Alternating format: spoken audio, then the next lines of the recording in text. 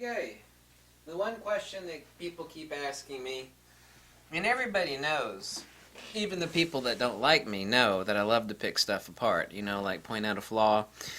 Not that I myself don't have a million flaws, like, being a fat, bald, and, whatever.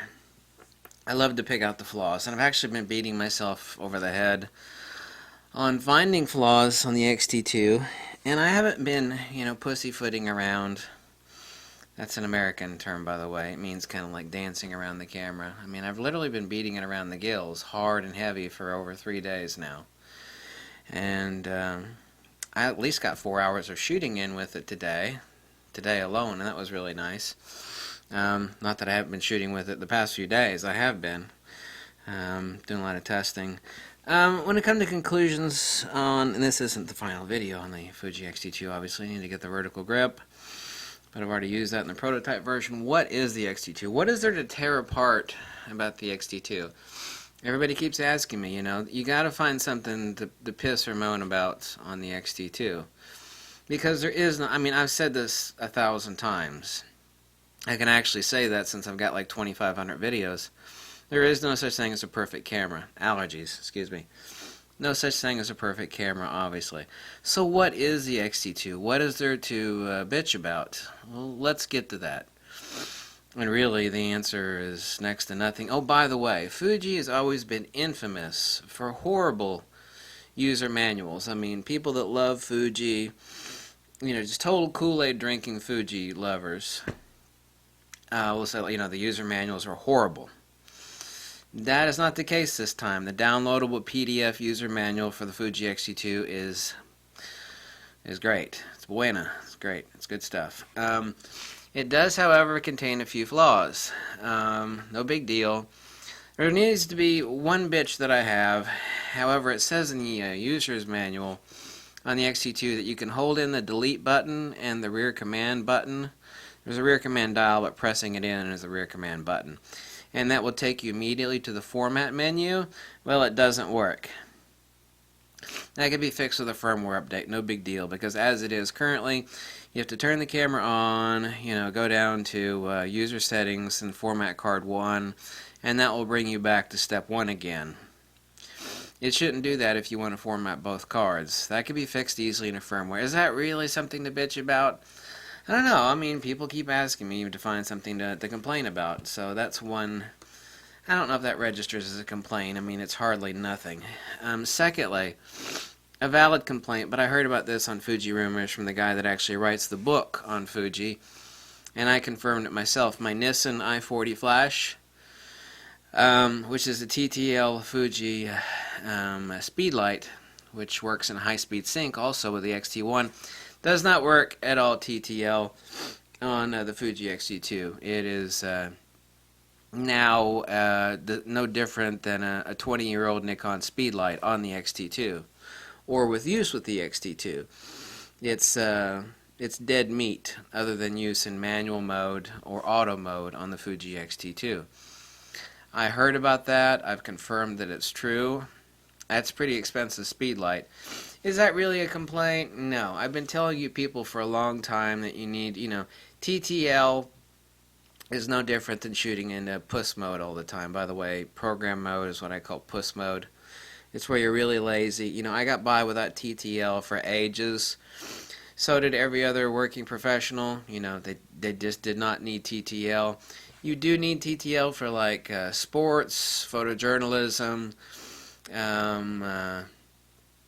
action. There are various uses that basically necessitate using TTL flash photography. Most cases is not the case. I'm not limited by the flash capabilities of the Fuji X-T2 at all. I use my professional studio strobes. Actually, the way the flash setup is set up on the Fuji X-T2 in the menus, very, very easy to use. What is, excuse me on my allergies here, what are the complaints, or what can I say? Someone has actually said, actually this question has been asked to me several times, and I need to answer that. People have said, who is the X-T2 not for? Because like the Nikon D500, it's a perfect sports action camera. whereas the Nikon D810 was perfect for weddings and portraiture and landscape. No AA filter, 36 megapixels, awesome. Definitely the D810 had it cornered for portraiture and landscape. D500 had it cornered for sports action. The two of them together were perfect harmony to cover everything. What is the X-T2 not for? And each one of there's only two things, and each one of these has a caveat. So let me be logical and list them. The X-T2 is not for the absolute pinnacle, topmost, hardcore sports action and wildlife folks that need huge glass. By huge glass, I mean some honking glass. You know, like some of my 400 millimeters, some of my 300 millimeters. It does not exist with the Fuji.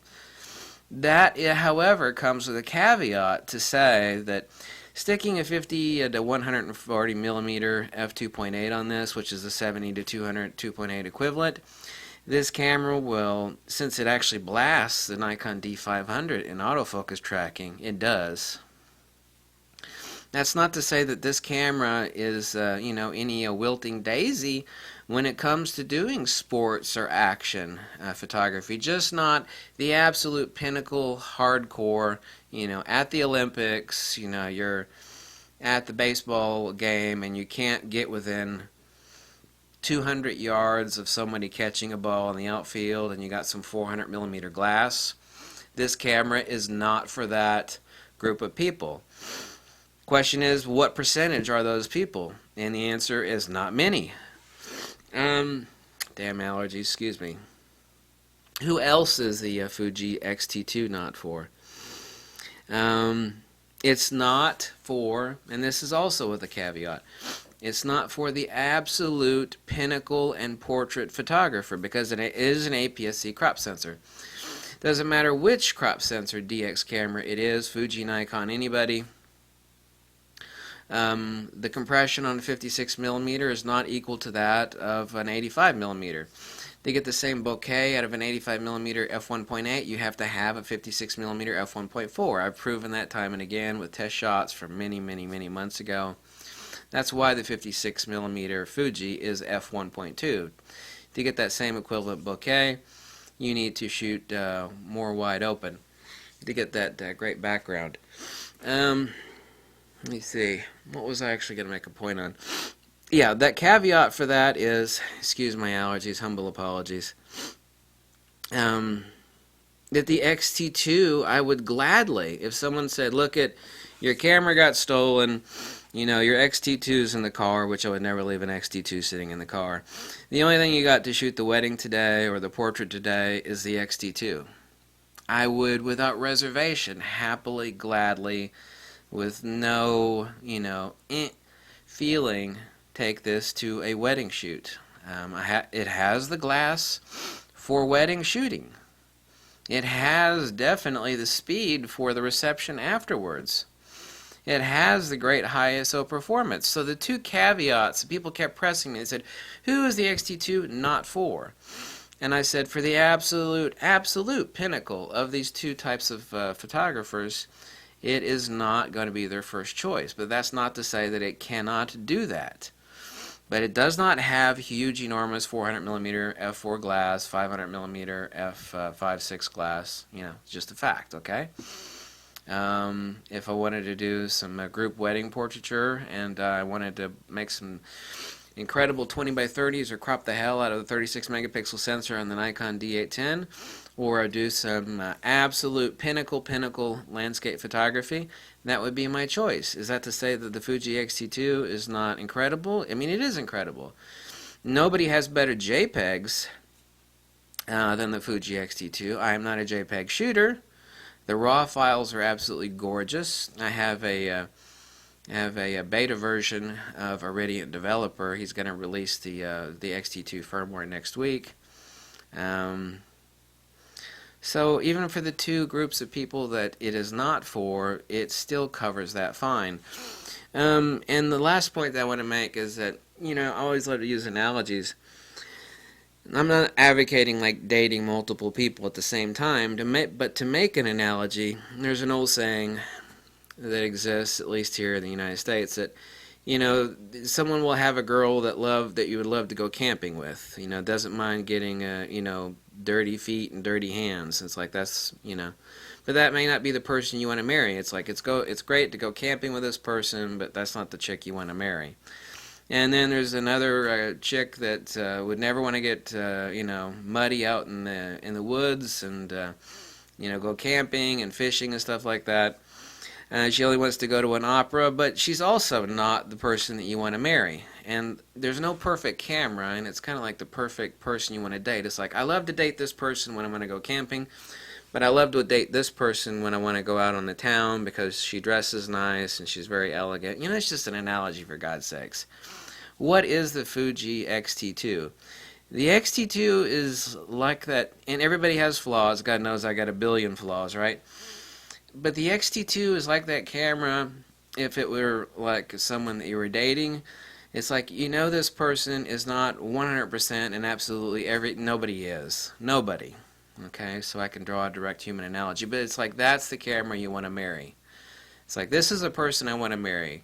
This is the person I'll be happy doing everything with, camping, opera, we get along great.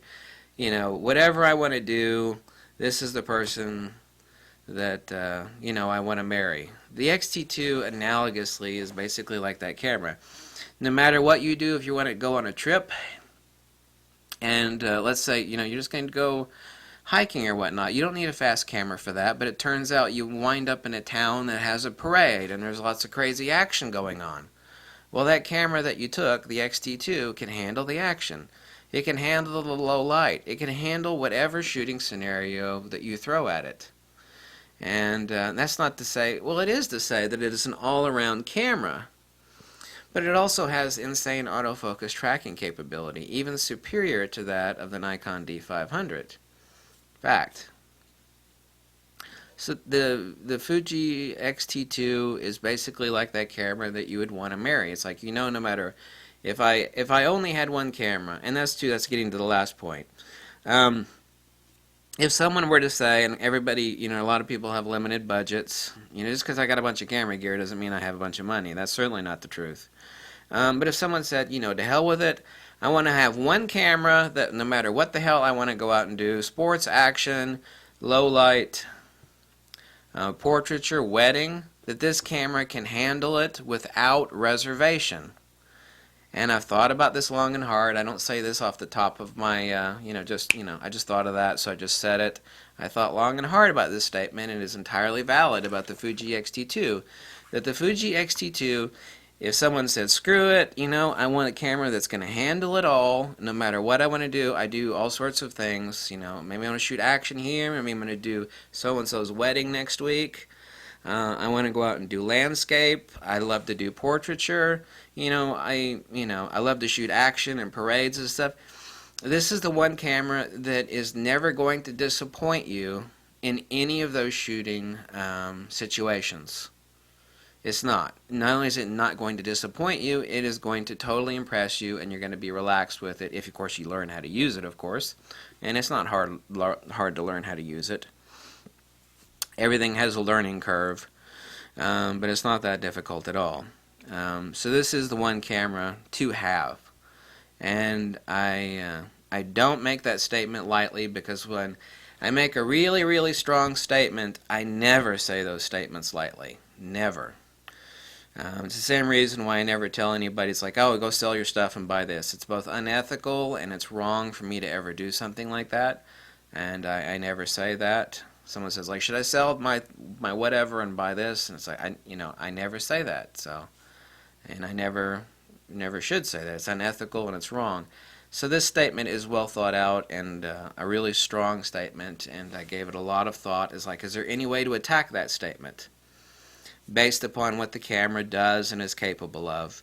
And looking at it logically and as valid a sense as possible, that statement is completely accurate. It's like, I only want to have one camera that does it all. There is no perfect camera. Like I said, this is not going to be the camera that someone's going to take to the Olympics that needs to shoot the skier at 1,000 yards off in the distance. There's no 400 millimeter glass for this camera. There's no huge glass. Okay, we all know that, right? Fine. But if I were to only have one camera that would do it all, whether I'm taking a trip, or like I'm going to shoot, my friend's wedding next week, or if I'm going to go camping, or if I'm going to go on a vacation, it's like, well, this camera is great, but if we encounter any action, this camera is not going to handle it. This camera will handle it. Whatever you encounter, it will handle it. Not just handle it means doing it. That means getting by. Handling it means, well, it works. So that's an inappropriate statement. It will not just handle it, it will do it with ease and with a comfort level that you are totally happy with the results of the performance that it offers for whatever variety of shooting that you do. Sports, action, wildlife, portraiture, landscape. It will more than excel your needs for those criteria. And I thought long and hard about that statement. Is it valid and applicable to the X-T2 camera? And the answer is yes. Okay. When I make a strong statement, people's like, oh, you make a bunch of videos, be more well-reasoned and thought out when you make these videos. Don't go like boom, boom, boom, video, video, video, video. Well, I do that, but that doesn't mean that I just like pop off, like blah, blah, blah, Sometimes I talk too much like I have in this video. But the statements I just made, I made sure I thought them out very carefully before making them and making this video. So that's it. That's what I wanted to say about the Fuji. I really have nothing to pick apart about it. I mentioned 2 points, but they really don't qualify as points of any stature. I've been finding something to bitch or complain about, and I really can't, other than the deadness and flash, which won't do TTL on this. But I've been telling you all folks forever, stop relying on TTL. Third-party TTL is going to be overcome. When a new camera comes out or new firmware, then that camera, third-party flash, probably won't work in TTL. So, no big deal. So that's it on the Fuji X-T2, and thanks for watching.